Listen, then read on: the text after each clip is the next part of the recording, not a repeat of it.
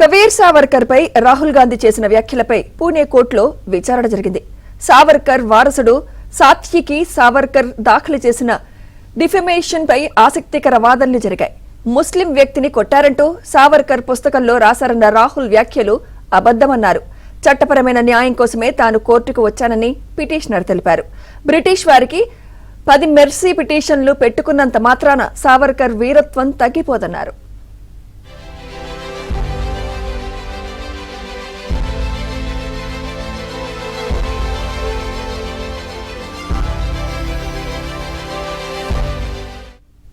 సావర్కర్ జైల్లో ఉన్నప్పుడు బ్రిటిష్ రికార్డుల్లో విదేశీ విప్లవ పత్రికల్లో వీర్ అని సంబోధించారని కోర్టుకు తెలిపారు.